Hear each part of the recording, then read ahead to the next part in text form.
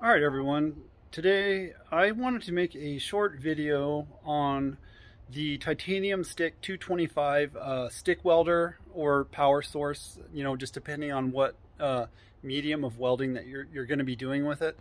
Anyways, the other night after I finished making that KT Industries 3/32 welding rod review video, it was later in the evening. I came out to my shop to just kind of, shut things off and turn the lights off. And I was just, had a wild idea of just messing around with the titanium welder to see what it could do on 110 volts. And so I had a partially used rod, an 1/8 inch rod, and I went ahead and tried it, and much to my surprise, it worked phenomenally well. And so it worked well enough to where I thought it was worth producing a video on this, just because it's just kind of a really dynamic and informative topic and feature, especially for a lot of you guys out there that are let's say you are a weekend warrior and you do not have access to 220 volts, or, let's say if you're at a factory or a shop somewhere, or just whatever circumstance that you find yourself in, and all you have access to is 110. So let me show you what I got here. Let's take a look at the welder and talk about some of the features that it has, and we'll burn some rod. All right, as you can see here, this inner perforated or dotted circle, those are your amperage settings for running it on 110 volts. As you can see here, the indicator light is telling me that it's at 120 or 110. So one of the things that really stuck out to me is when a while back I made a video about running a suitcase style welder off of this inverter power source. And so normally open current voltage is around 80 volts for a stick welder. So I noticed that this one, its open current voltage was at 99 volts. And so to me, that it tells me that this has a built-in hot start feature, which really helps out in striking an arc. Number two is that also when I ran a 1/8 inch rod with this inverter transformer setup, whatever you want to call it, I know that's an oxymoron, is that it has an arc force feature built into it, or like an inductance feature where there's a knob on some welders where it says inductance. And the definition of inductance means electromotive force. And so to give you a very simple explanation of that, that's like when you have the garden hose and the garden hose is on, and you put your thumb over the end of the hose and the pressure builds up and it will find a way out, it'll push its way out.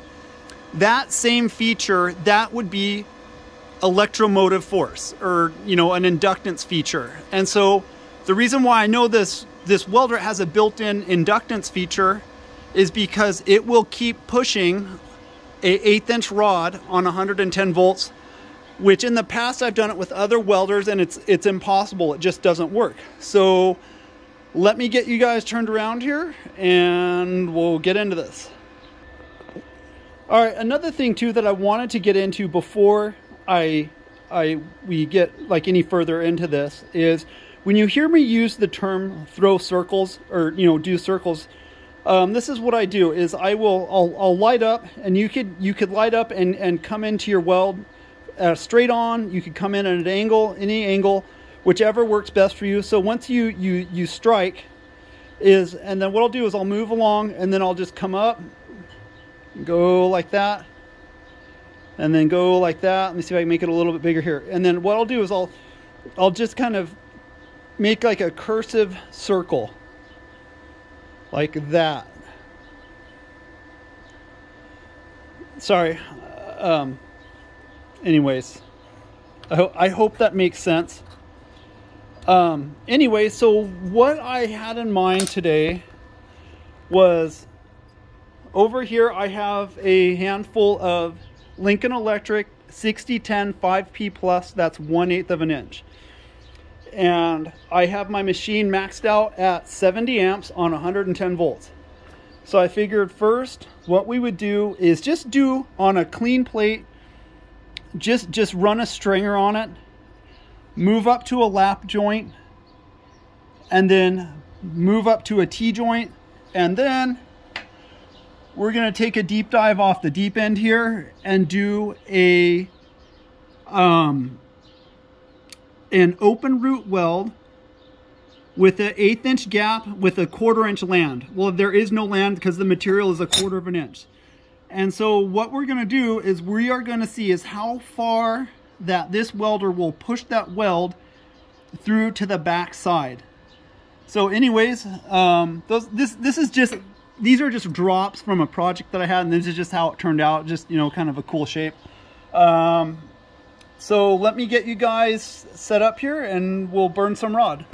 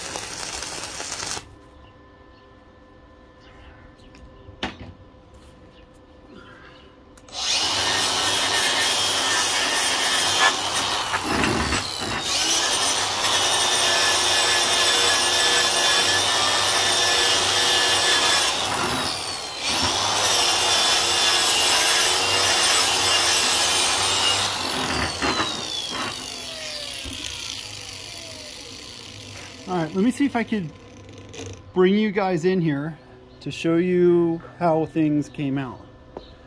So as you can see, it burns just hot enough and just cold enough at the same time, and your rod burns slow enough where it lets you really mess around with your puddle. So let's move on to our lap joint and see how that turns out.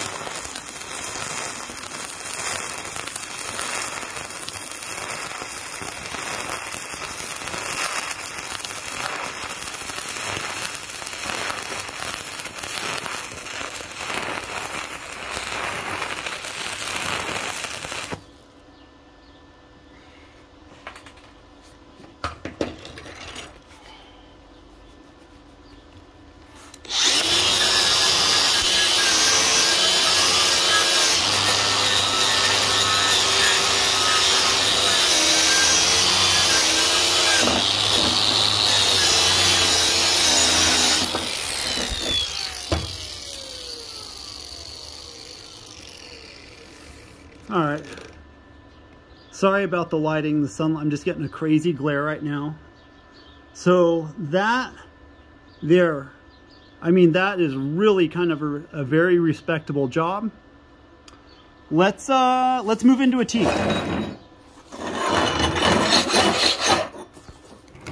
Sorry for the glare, guys. And another thing too, I apologize if you guys are getting a really good shot of my elbow.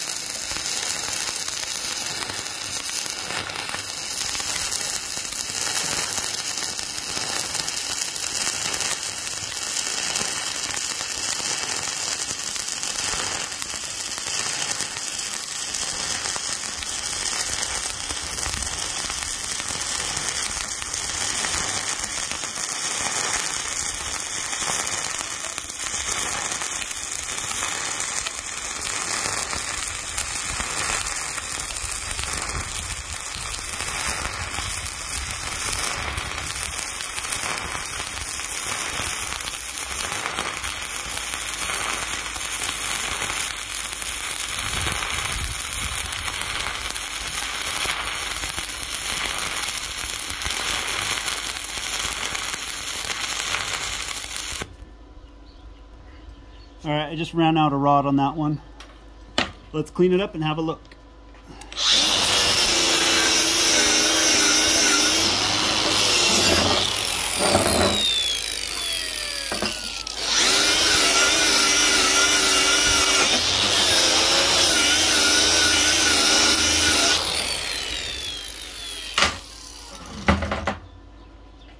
All right. So as you can see, for an 1/8 inch rod on 110 volts on 1/4 inch plate, that in my opinion, that's freaking miraculous and phenomenal at the same time. All right, let's go crazy and do some open root.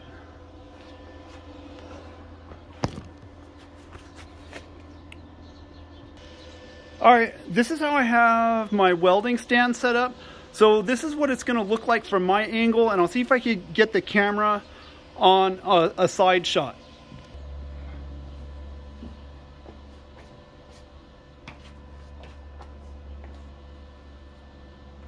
All right, what I'm going to try to do, I apologize about the sound because I'm just going to be further away from the microphone on the camera.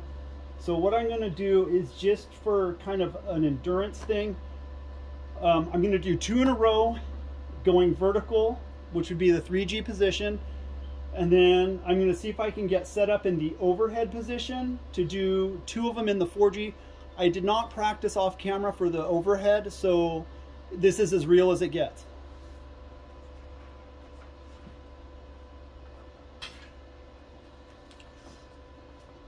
And then I'm also going to be running my rod uphill.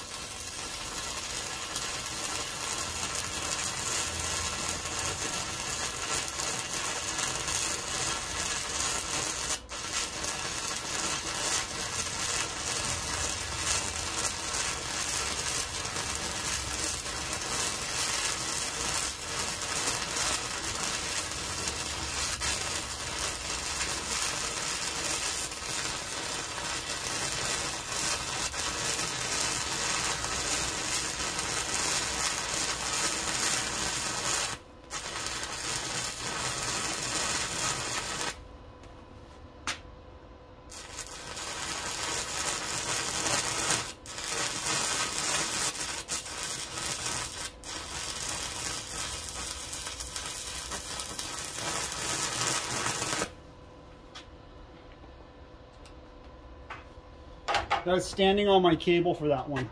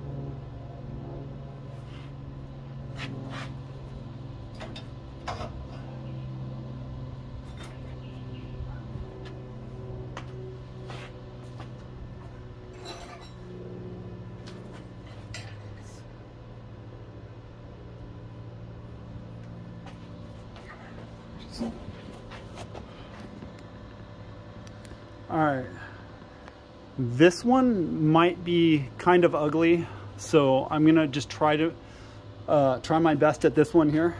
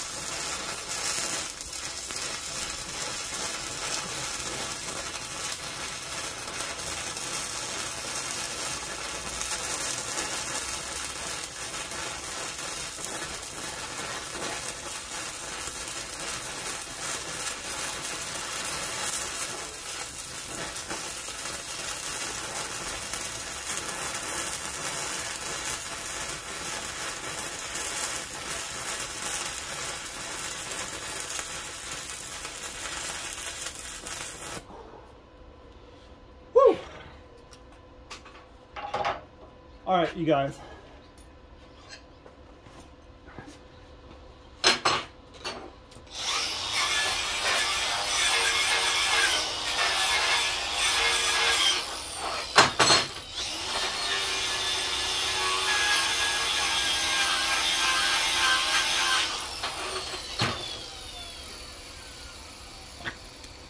All right, let's check things out and then wrap it up.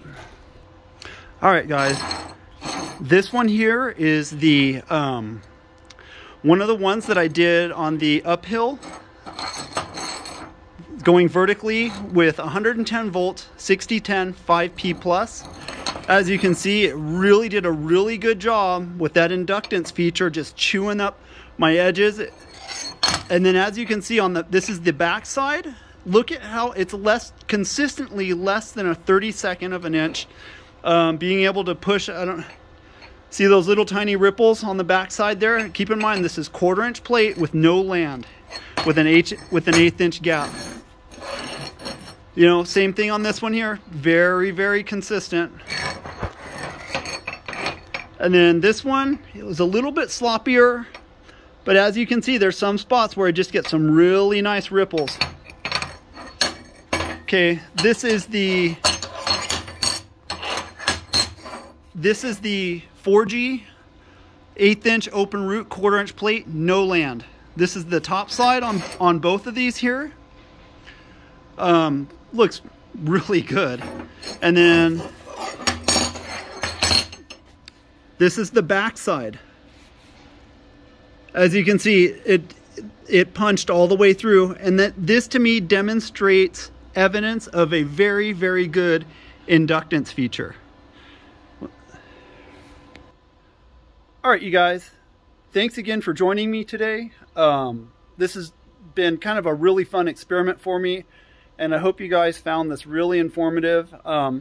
As far as the titanium stick 225, even if you paid full retail without any coupons, which would be like 300 bucks and some change, in my mind, that for what this machine is really capable of, that is a steal. And then another, you know, it also depends on the operator too, who's behind it.